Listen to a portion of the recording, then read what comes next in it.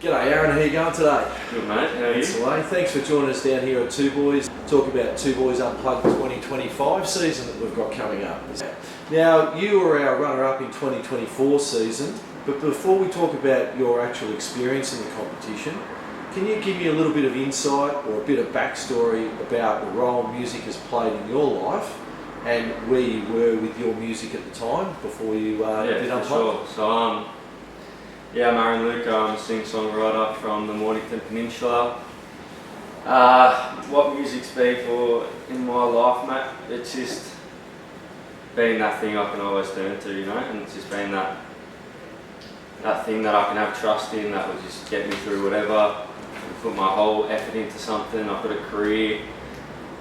Your home base. My home base, mate. Yeah, it's just, I guess that's the best way to describe it. And where was my career before Two Boys? It was nowhere really. I was playing regular gigs down in a couple of bars in Mornington. Didn't really have much networking in the sense of I didn't really know many musicians around Mornington Peninsula at all. I was kind of just write my songs with myself and then play my gigs on Friday and Saturday night, have a couple of drinks with the boys. That's where my music was really before. Yeah. Probably the case for a lot of artists that are, singer-songwriters. Yeah. You know, they're trying to get heard, trying to get seen. You know, that's what the next step is. Yeah, and it's not easy to do, especially when you want to play original stuff. Knows you and your potential entered you in the comp. Is that correct? Yeah. Yeah, that was your dad, was it? Yeah. I think you were overseas. I was in Indonesia. Right. And he kind of just didn't really give me a chance to say, oh, well, I didn't say no, but I was like, I was preoccupied, I was surfing, having a good time with my mate over in Indonesia. And he's like, yeah, I've entered you in it. And I was like, yeah, thanks, Dad. And oh yeah, whatever he says I'll do now, I guess. Don't tell him that though. No, so you take advantage of that. Yeah, it's on video, but we won't tell you. Yeah, cut that part out. Can you describe to me a little bit about what it was like playing at Two Boys? But that's what I was surprised about here, was that people actually, even though they came for maybe another artist or something, they still all pay attention and really got into my music. So that was a big confidence boost. It's like, alright, now people actually paying attention to my lyrics, you know? Well, you got actually heard. Yeah, 100%. Not stuck in the corner of a busy pub somewhere. Exactly. And I think that is something that's unique about Two Boys Unplugged, is that everyone that comes in the crowd is there for the music. It was really, I think it was, we did the opening round, I think it was the next one that it really stood out to me, because it was a full house, and I asked the crowd to sing a part of my song. Yep. And I didn't know what to expect, but I'm like, alright, I'm just going to do it, because if it's going to be anywhere, it's not going to be on Public Friday. It's going to be everyone singing. It was probably one of my highlights of me playing live, even though it's only 100 people, but to have people sing your own songs and actually do that. Most of these people came for a different artist, but to have the respect for me and to want to do it, and to sing my lyrics back to me, that was a big moment. Yeah, confidence booster. Yeah, that's cool, man. That's really cool. You know? And I got to say, some of your originals, mate, they are just spectacularly written and beautifully performed.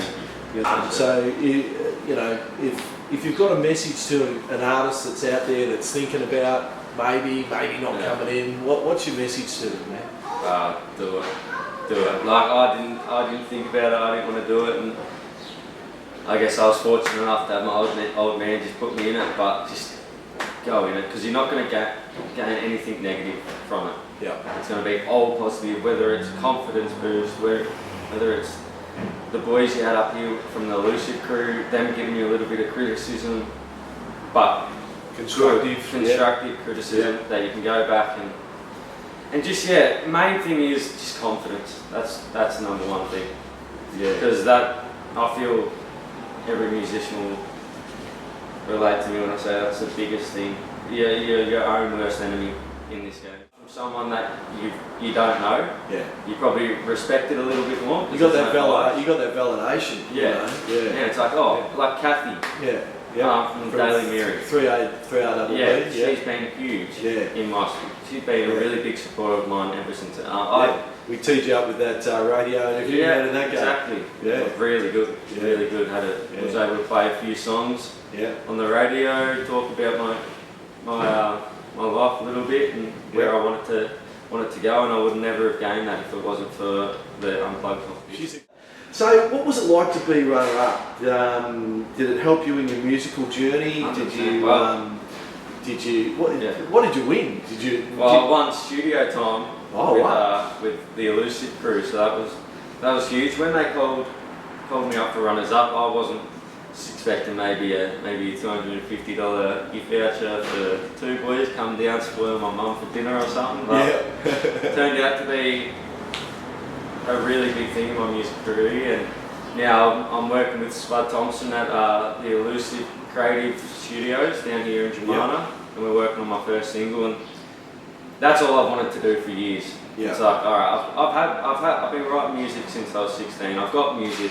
Now I just need to get it recorded and get it out, because that's how you become a musician. That's right. Yeah.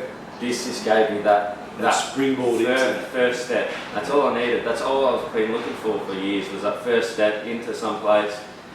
I wouldn't have gained any of that without joining up here. So yeah, runners up. Now I've got a single releasing very soon, hopefully.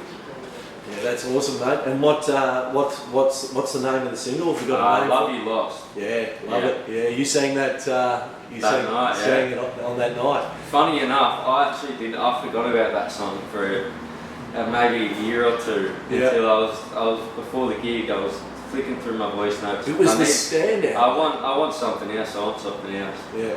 And then I heard it again. I said, change the lyrics in it. And there you go. It was a great performance, that, and we're actually going to put that up on the website as well for people to see, so they know what we're talking about and they can see that live performance. Yeah. So, Aaron, it's been a pleasure having you involved with Two Boys Unplugged 2024.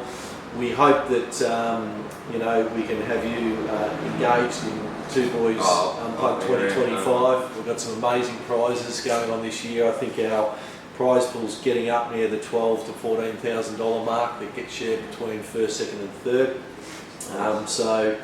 And one of those major prizes is a Jimmy Cargill custom built guitar. So you might see me up here. Well, even if we don't, mate, we hope you come along and bring some friends and support local artists that are giving it a crack. Yeah. And we look forward to seeing your single fully mastered and released, mate, because we know you're just going to kick goals, man. Hopefully. No, thank you, Scott. You're doing great.